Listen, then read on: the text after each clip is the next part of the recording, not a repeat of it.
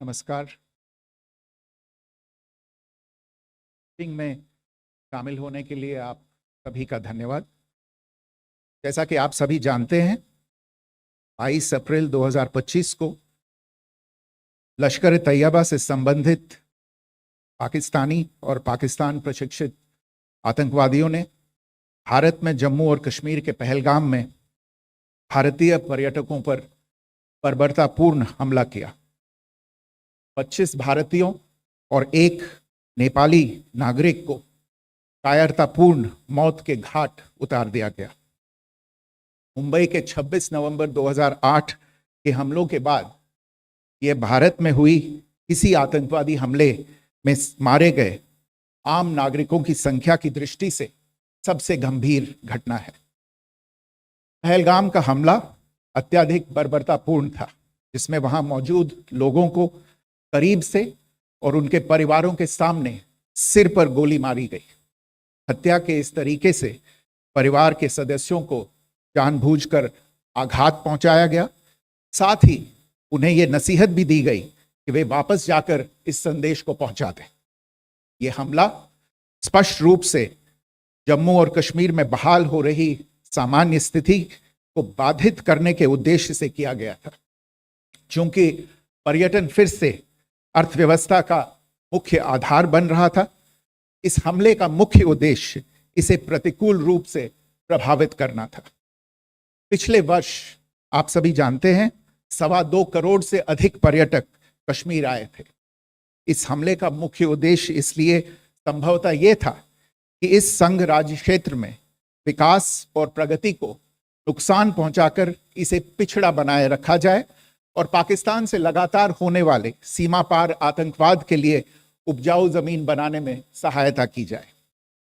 हमले का यह तरीका जम्मू और कश्मीर और शेष राष्ट्र दोनों में सांप्रदायिक दंगे भड़काने के उद्देश्य से भी प्रेरित था। इसका श्रेय सरकार और भारत के सभी नागरिकों को दिया जाना चाहिए कि इन प्रयासों को विफल कर दिया गया। एक समूह ने खुद को रेजिस्टेंस फ्रंट TRF कहते हुए इस हमले की जिम्मेदारी ली है। यह समूह संयुक्त राष्ट्र द्वारा प्रतिबंधित पाकिस्तानी आतंकवादी समूह लश्कर तैयबा से जुड़ा हुआ है।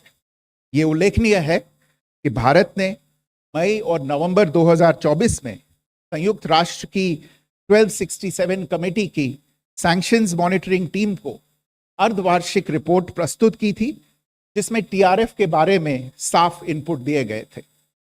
इससे पाकिस्तान स्थित आतंकवादी समूहों के लिए कवर के रूप में TRF की भूमिका सामने आई थी।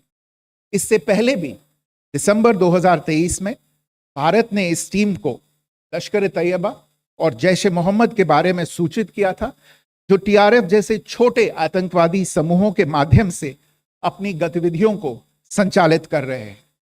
इस संबंध में 25 अप्रैल को UN सिक्योरिटी काउंसिल प्रेस वक्तव्य में TRF के संदर्भ को हटाने के लिए पाकिस्तान के दबाव पर भी ध्यान दिया जाना चाहिए। पहलगाम आतंकवादी हमले की जांच से पाकिस्तान के साथ आतंकवादियों के संपर्क उजागर हुए हैं। रेजिस्टेंस फ्रंट द्वारा किए गए दावे और लश्कर तैयबा से ज्ञात सोशल मीडिया हैंडल द्वारा इसको रीपोस्ट किया जाना इसकी पुष्टि करता है। चश्मदीद गवाहों और विभिन्न जांच एजेंसियों को उपलब्ध अन्य सूचनाओं के आधार पर हमलावरों की पहचान भी हुई है। हमारी इंटेलिजेंस ने इस टीम के योजनाकारों और उनके समर्थकों की जानकारी जुटाई है। इस हमले की रूपरेखा भारत में सीमा पार आतंकवाद को अंजाम देने के पाकिस्तान के लंबे ट्रैक रिकॉर्ड से भी जुड़ी हुई है, जिसके लिखित और स्पष्ट दस्तावेज उपलब्ध हैं। पाकिस्तान दुनिया भर में आतंकवादियों के लिए एक शरण स्थल के रूप में पहचान बना चुका है। यहां अंतर्राष्ट्रीय स्तर पर प्रतिबंधित आतंकवादी सजा पाने से बचे रहते हैं। इसके अलावा पाकिस्तान ने इस मुद्दे पर विश्व और फाइनेंशियल एक्शन टास्क फोर्स जैसे अंतर्राष्ट्रीय मंचों को जानबूझकर गुमराह करने के लिए भी जाना जाता है। साजिद मीर का मामला, जिसमें इस आतंकवादी को पाकिस्तान ने मृत घोषित कर दिया था और फिर अंतर्राष्ट्रीय दबाव के परिणाम स्वरूप वो जीवित पाया गया, इसका सबसे स्पष्ट उदाहरण है। ये स्वाभाविक है कि पहलगाम में हुए इस हमले से जम्मू और कश्मीर के साथ साथ भारत के अन्य भागों में भी आक्रोश देखा गया। हमलों के बाद भारत सरकार ने स्वाभाविक रूप से पाकिस्तान के साथ संबंधों को लेकर कुछ कदम उठाए। आप सभी उन निर्णयों से अवगत हैं जिसकी घोषणा 23 अप्रैल को की गई थी। तथापि यह आवश्यक समझा गया कि 22 अप्रैल के हमले के अपराधियों और उनके योजनाकारों को न्याय के कटघरे में लाया जाए। हमलों के एक पखवाड़े के बाद भी पाकिस्तान द्वारा अपने क्षेत्र या अपने नियंत्रण वाले क्षेत्रों में आतंकवादियों की इंफ्रास्ट्रक्चर के विरुद्ध कार्यवाही करने के लिए कोई स्पष्ट कदम नहीं उठाया गया है। उल्टे वो इनकार करने और आरोप लगाने में ही लिप्त रहा है। पाकिस्तान आधारित आतंकवादी मॉड्यूल्स पर हमारी खुफिया निगरानी ने संकेत दिया है कि भारत के विरुद्ध आगे भी हमले हो सकते हैं। अतः इनको रोकना और इनसे निपटना दोनों को बेहद आवश्यक समझा गया। आज सुबह, जैसा कि आपको ज्ञात होगा, भारत ने इस तरह के सीमा पार हमलों का जवाब देने और उन्हें रोकने तथा उनका प्रतिरोध करने के अपने अधिकार का प्रयोग किया है। ये कार्यवाही नपीतुली, नॉन एस्केलेटरी, अनुपातिक और जिम्मेदारीपूर्ण है। यह आतंकवाद की इंफ्रास्ट्रक्चर को समाप्त करने और भारत में भेजे जाने वाले संभावित आतंकवादियों को अक्षम बनाने पर केंद्रित है। आपको यह भी स्मरण होगा कि 25 अप्रैल 2025 को संयुक्त राष्ट्र सुरक्षा परिषद ने पहलगाम आतंकवादी हमले पर एक प्रेस वक्तव्य जारी किया था, जिसमें आतंकवाद के इस निंदनीय कार्य के अपराधियों, आयोजकों, फाइनेंसरों और प्रायोजकों को जवाबदेह ठहराने और उन्हें न्याय के दायरे में लाने की आवश्यकता पर जोर दिया गया था। भारत की आज की इस कार्यवाही को इसी संदर्भ में देखा जाना चाहिए। Good morning. Thank you all for joining this briefing. As you are all aware, on April 22, 2025, Pakistani and Pakistan-trained terrorists belonging to the Lashkar-e-Taiba carried out a savage attack on Indian tourists at Pahalgam in Jammu and Kashmir in India.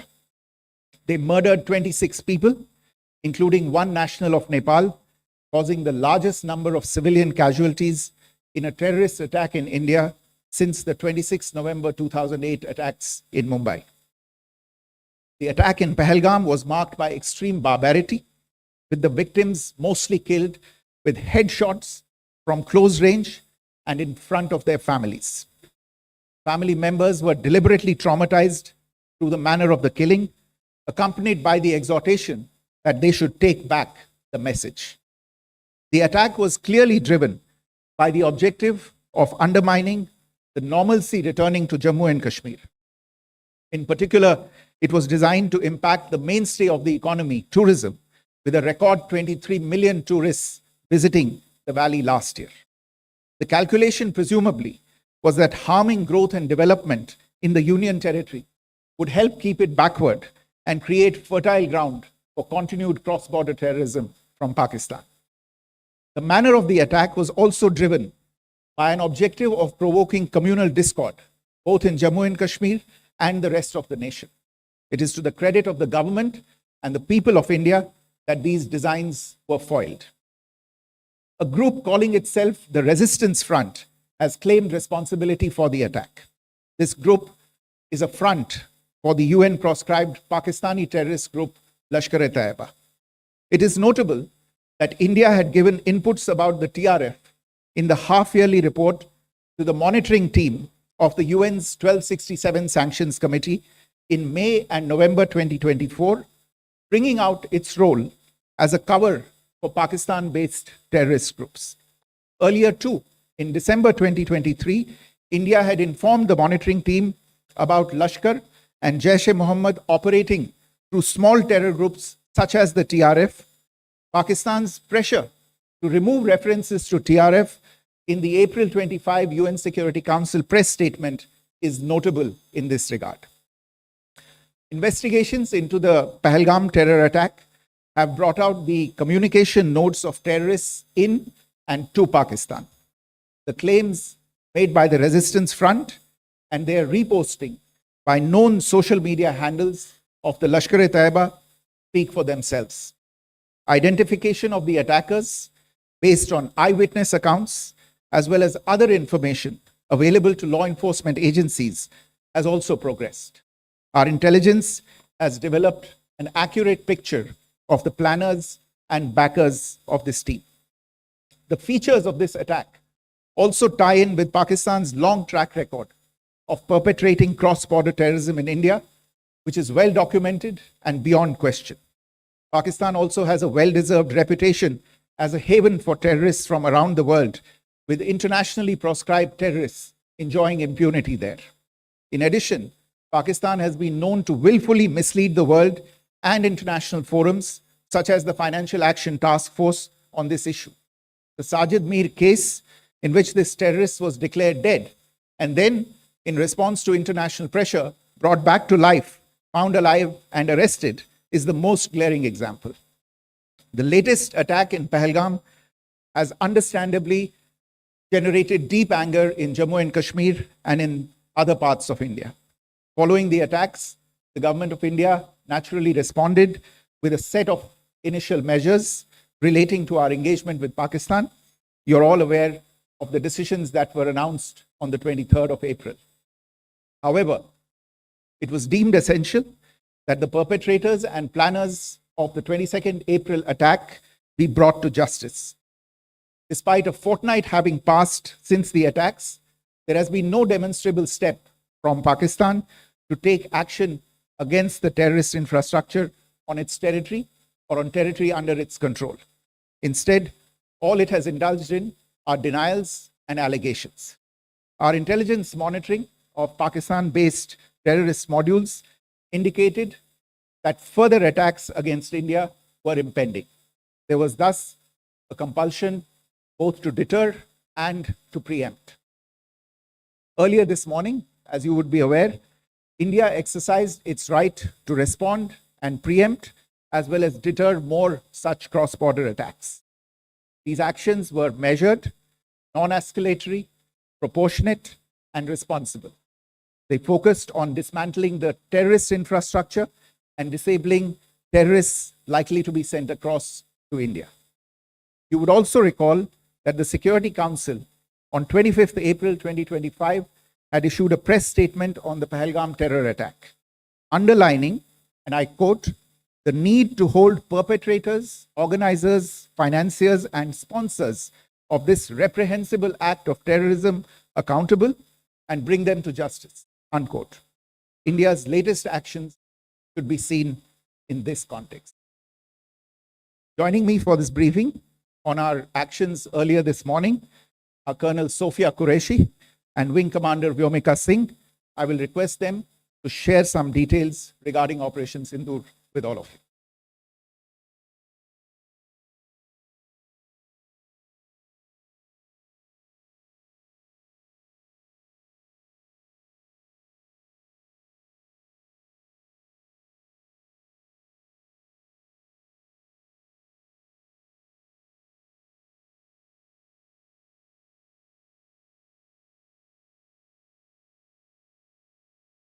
प्रभात देवियों और सज्जनों, मैं colonel Sophia Qureshi और मेरे साथ wing commander Vyomika Singh आज आपको 6 से 7 मई 2025 की रात 1:05 से 1:30 के बीच भारतीय सशस्त्र बलों द्वारा अंजाम दिए गए ऑपरेशन सिंदूर के बारे में जानकारी देंगे। ऑपरेशन सिंदूर 22 अप्रैल को पहलगाम में हुए विभत्स आतंकवादी हमले के शिकार मासूम नागरिकों व उनके परिवारों को न्याय देने के लिए लॉन्च किया गया था। इस कार्रवाई में 9 टेररिस्ट कैंप्स को टारगेट किया गया और पूरी तरह से इसे बर्बाद किया गया। पाकिस्तान में पिछले 3 दशकों से टेरर इंफ्रास्ट्रक्चर का निर्माण हो रहा है। इसमें recruitment, indoctrination centres, training areas व लॉन्च पैड शामिल थे, जो पाकिस्तान और पाक अधिकृत जम्मू कश्मीर POJK दोनों में फैले हैं। Operation Sindoor was launched by Indian Armed Forces to deliver justice to the victims of Pahalgam terror attack and their families. 9 terrorist camps were targeted and successfully destroyed. Over the last 3 decades, Pakistan has systematically built terror infrastructure. It is a complex web of recruitment and indoctrination centers, training areas for initial and refresher courses, and launch pads for handlers. These camps are located both in Pakistan as well as Pakistan occupied Jammu and Kashmir areas. Some of the well-known training camps are located, as you can see on the screen. They are distributed from Sawai Nala in the north, counting to approximately 21, ending at Bhagalpur to the south. इन लक्ष्यों का चयन विश्वसनीय intelligence सूचनाओं के आधार पर हुआ ताकि आतंक गतिविधियों की रीढ़ तोड़ी जा सके, और यह खास ध्यान दिया गया कि निर्दोष नागरिकों और सिविलियन इंस्टॉलेशन को नुकसान न पहुंचे।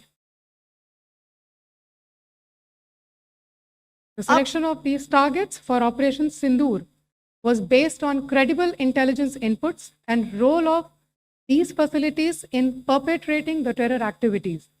The locations were so selected to avoid damage to civilian infrastructures and loss of any civilian lives. This was done with due diligence, and the camps selected for targeting and their engagement will now be shown to you one by one. POJK के targets मैं आपको बताना चाहूंगी। सबसे पहले सवाई नाला camp Muzaffarabad, जो कि POJK के लाइन ऑफ कंट्रोल से 30 किलोमीटर दूर है। यह एक लश्कर तोयबा का ट्रेनिंग सेंटर था। 20 अक्टूबर 2024 सोनमर्ग, 24 अक्टूबर 24 गुलमर्ग, 22 अप्रैल 2025 पहलगाम, इन हमलों के आतंकियों ने यहीं से प्रशिक्षण लिया था। सैयदना बिलाल कैंप जफराबाद, यह एक जैश ए मोहम्मद का स्टेजिंग एरिया है। यह हथियार, विस्फोटक और जंगल सर्वाइवल ट्रेनिंग का केंद्र भी था। गुलपुर कैंप कोटली, यह LOC से 30 किलोमीटर दूर था। लश्कर तोयबा का बेस था, जो रजौरी पुंछ में सक्रिय था। 20 अप्रैल 2023 को पुंछ में और 9 जून 2024 को तीर्थ यात्रियों के बस हमले में यहीं से आतंकी को ट्रेन किया गया था।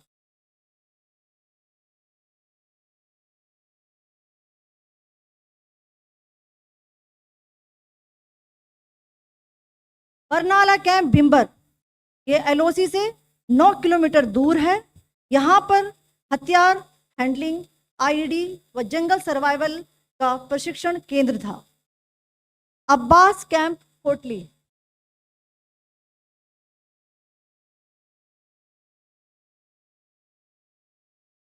यह LOC से 13 किलोमीटर दूर है। लश्कर तोयबा का फिदाइन यहाँ तैयार होता था। इसकी कैपेसिटी 15 टेररिस्ट को ट्रेन करने की थी।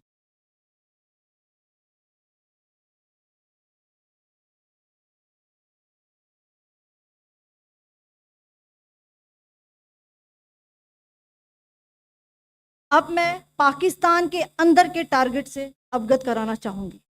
पहला, सर्जिकल कैंप सियालकोट। यह अंतर्राष्ट्रीय सीमा से 6 किलोमीटर की दूरी पर है, सांबा कठवा के सामने।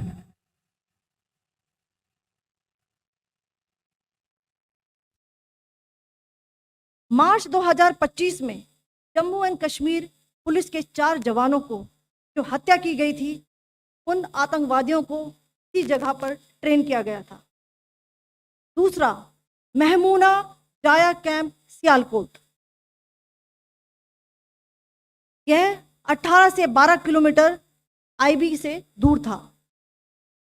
हिजबुल मुजाहिदीन का बहुत बड़ा कैंप था। ये कठुआ जम्मू क्षेत्र में आतंक फैलाने का नियंत्रण केंद्र था। पठानकोट एयरफोर्स बेस पर किया गया हमला भी इसी कैंप से प्लान और डायरेक्ट किया गया था। मरकज ताइबा मुरीद के, यह आईबी से 18 से 25 किलोमीटर दूरी पर है। 2008 के मुंबई हमले के आतंकी भी यहीं से प्रशिक्षित हुए थे। अजमल कसब और डेविड हेडली भी यहाँ ट्रेन हुए थे।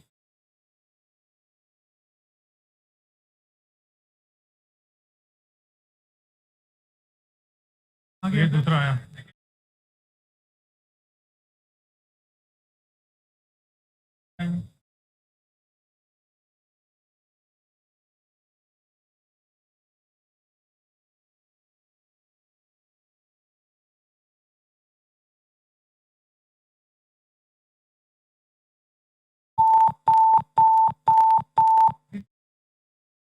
एंक्लोजर सेम ही है, just hit the target.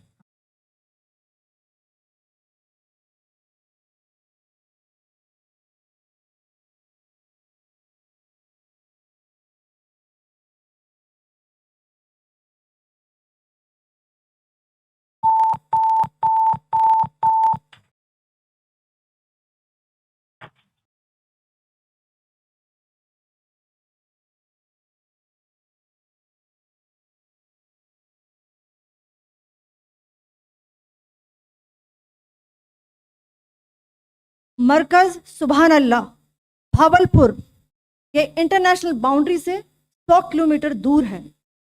Jaish ए मोहम्मद का मुख्यालय था। यहाँ पर रिक्रूटमेंट, ट्रेनिंग व इंडोक्ट्रिनेशन का केंद्र भी था। शीर्ष आतंकी अक्सर यहाँ आते थे।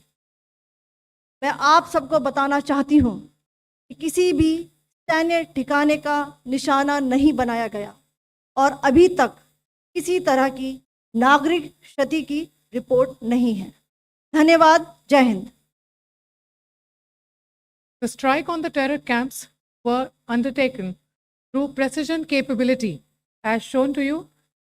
A niche technology weapons with careful selection of warheads was ensured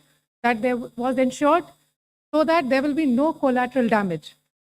The point of impact in each of the target was a specific building or a group of buildings. All the targets were neutralized with clinical efficiency, and the results reiterate the professionalism of the Indian Armed Forces in the planning and execution of their operations. No military establishments were targeted.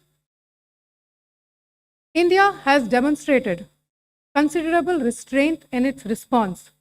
However, it must be said that the Indian Armed Forces are fully prepared to respond to Pakistani misadventures, if any, that will escalate this situation. Jai Hind, and thank you very much. Ladies and gentlemen, friends in the media, I ask your indulgence today in view of the fact that this is still an evolving situation. We will therefore not be able to take questions and answers today, but we will come back for more updates and more briefings shortly. Thank you all very much for joining us this morning. Thank you.